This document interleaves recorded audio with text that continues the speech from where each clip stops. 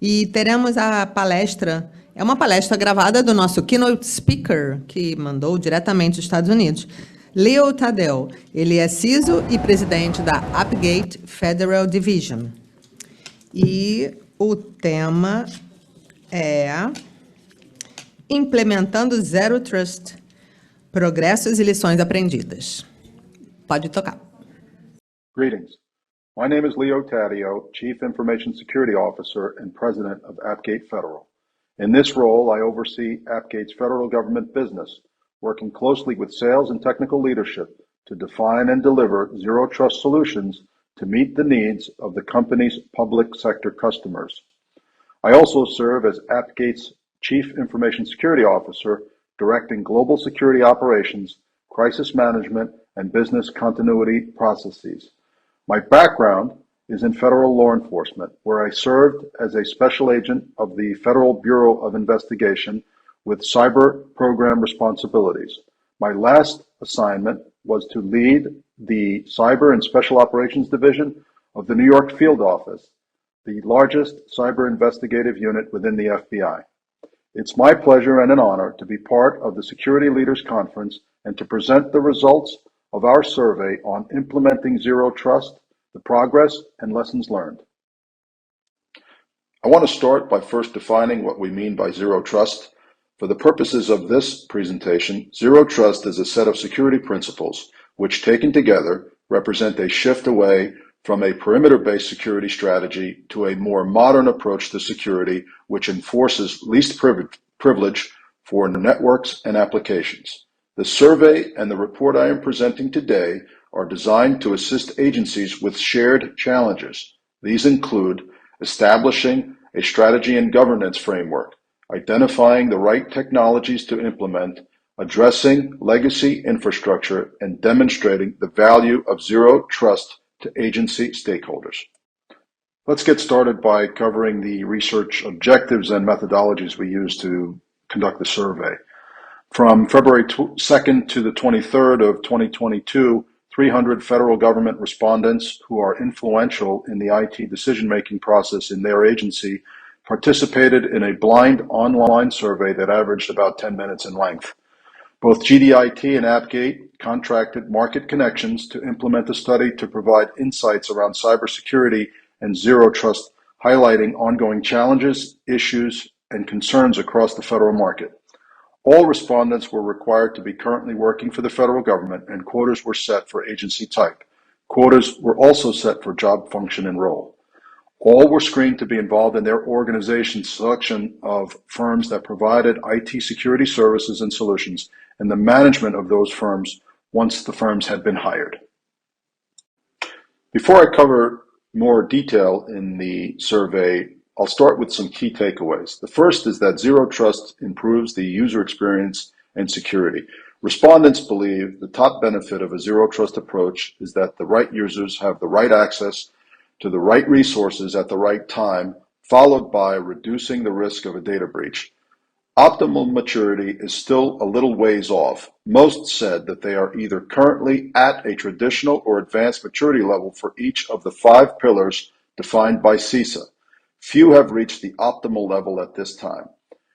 Legacy infrastructure is hard to replace. Existing legacy infrastructure must be rebuilt or replaced, but agencies are making investments in digital transformations and see moving to the cloud as a top priority. Next is collaboration. Collaboration between mission and IT teams is important. Respondents are having trouble identifying what technologies they need and are concerned they lack the right expertise. Agencies are also feeling confident. Many agencies reported that they have strategies in place and are actively implementing zero trust architectures. Respondents have high confidence in their ability to defend against cyber threats. Lastly, zero trust knowledge is growing. Only 7% of respondents consider themselves experts in zero trust, but most have some knowledge. Agencies are working to upskill their teams as they need to adopt more robust cyber capabilities. A major part of our survey requested that respondents report on their confidence level in the security value and use of zero trust principles.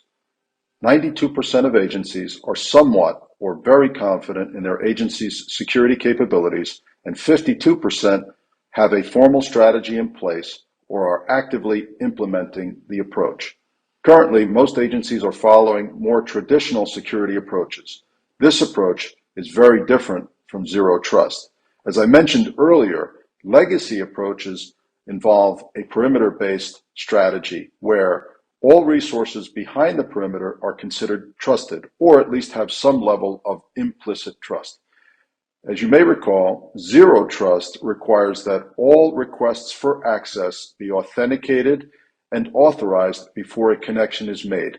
This basic change is a fundamental challenge in terms of architecture, governance, and security operations.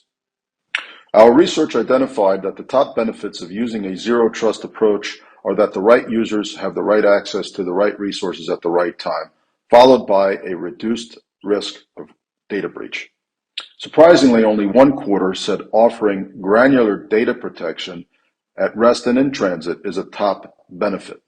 The findings are also interesting because an integral component of the right users having access to the right data is enforcing granular data protection. Agencies, of course, share intelligence, which means they need to establish a granular data protection scheme.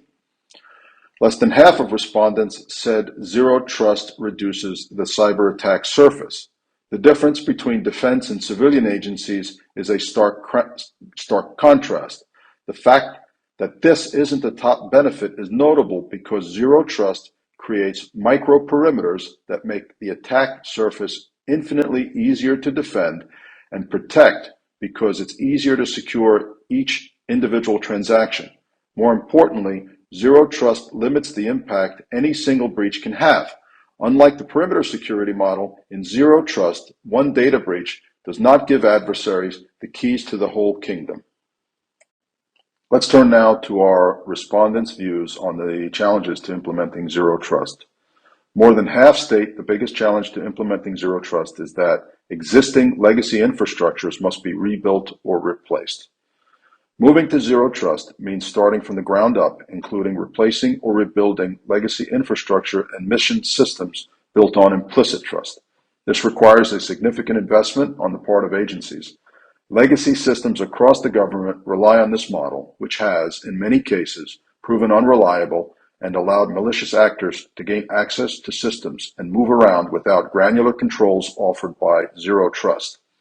The high investment costs of adopting a zero trust strategy are proving challenging for 46% of our respondents. Agencies should focus on introducing zero trust gradually by starting with areas that need the most attention and deliver quick wins. Agencies will have opportunities to budget for other investments they can't source from existing funding and should include those in their strategies. Let's talk for a minute about our agency respondents' view of their maturity level in the zero trust journey. Of course, zero trust is a journey, and agencies recognize they need to understand their current baseline of maturity and make measurable progress over time. From this data, we can see that there are increasing focus areas around identity and data at the advanced level. At an aggregate level, respondents consider their agencies most mature in the identity and data pillars. CISA lists identity as the first pillar in a successful zero trust model, and zero trust built on a foundation of identity. The maturity of identity first is largely the result of already existing requirements around federal identity and credential access management. Additionally, one of the key tenets of zero trust is to take a risk-based approach to allowing access to data, so it is not unexpected that agencies are also working to mature this pillar early on. To further maturity requires more extensive enterprise-wide adoption of the capability and core technology components, that is, enterprise EDR, microsegmentation, and zero trust network access aligned across different pillars. As agencies begin to adopt and implement these new technologies holistically, we should see an increase in maturity at the advanced and optimal levels. As I mentioned earlier in the presentation, the U.S. government has issued several mandates ordering agencies to comply with zero trust principles and certain milestones within a certain time frame, particularly fiscal year 2024.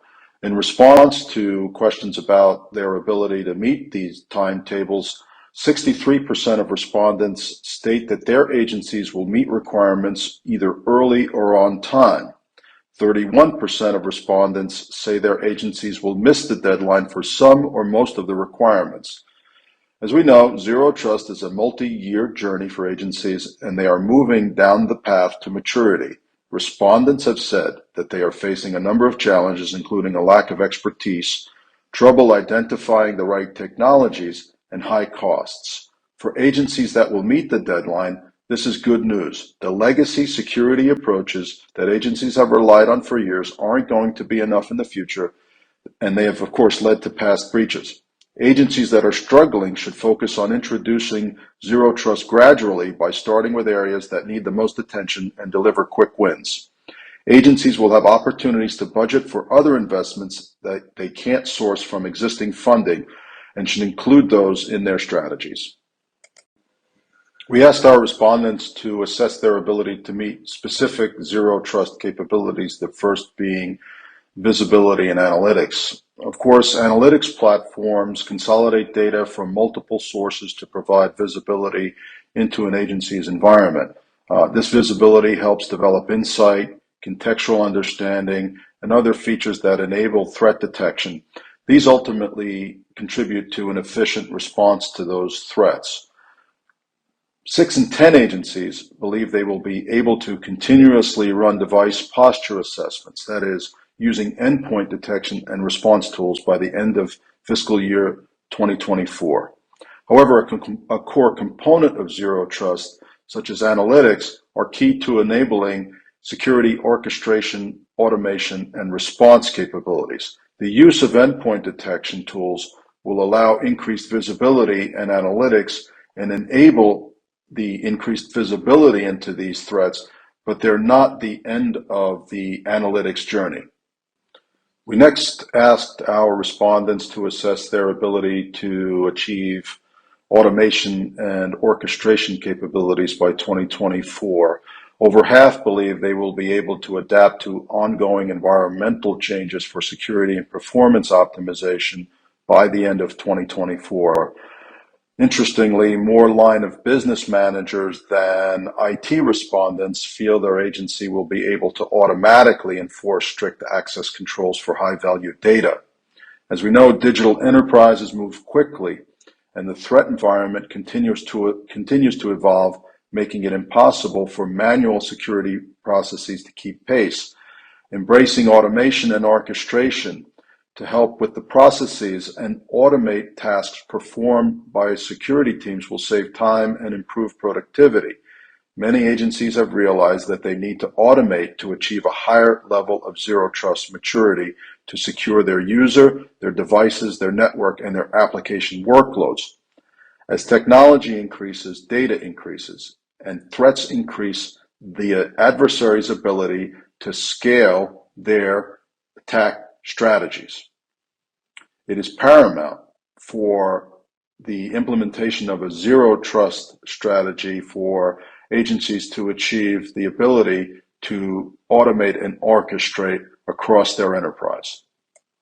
Of course, implementing zero trust means making the right investments, so we asked our respondents to report on their investment priorities, and what we see is that agencies have cited top benefits to zero trust as improving the user experience and protecting against data breaches. However, they have reported that their investments in key areas like microsegmentations, SASE, and AI are lower than others.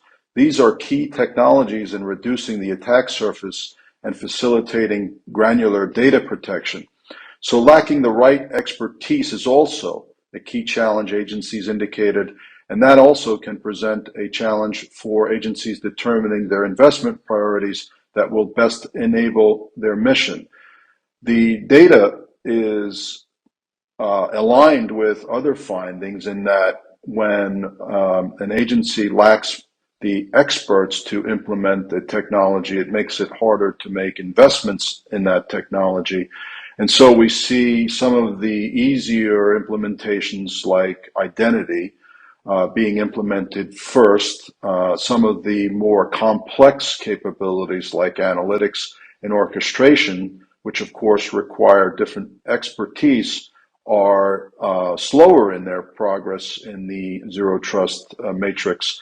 And of course, that is also reflected in this data, which shows less investment in those areas. Before I move on to next steps, I'd like to summarize for the audience the findings of our survey, and to start with the certain fact that U.S. federal agencies are undergoing a massive transformation as they work to develop and adopt zero trust strategies to defend against ongoing cyber attacks threatening their missions. The result of the survey of 300 IT and program managers across federal, civilian, and defense agencies for this report indicated that they are making significant progress. Some of the highlights in the report are that 2/3 of agencies say they will meet zero trust maturity requirements on time or ahead of schedule. 92% of respondents are confident in their agency's security capabilities. At least half say their agency is at an optimal or advanced maturity in all 5 cybersecurity pillars designated by CISO.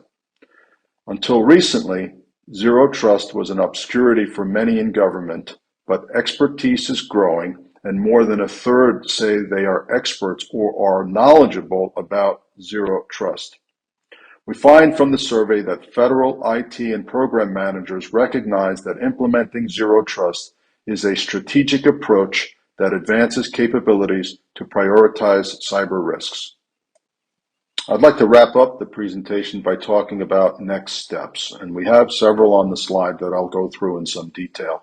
The first is to shift from a compliance focus. So in developing and implementing zero trust strategies, agencies must be compliant, but checking the box is not good enough. Agencies need to ensure that their zero trust strategy maps to their mission.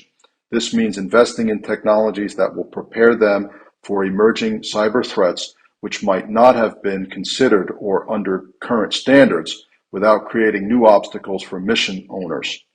Next is to focus on executable outcomes that help move the agency down the road to zero trust. For many agencies, the biggest question is, where do we begin?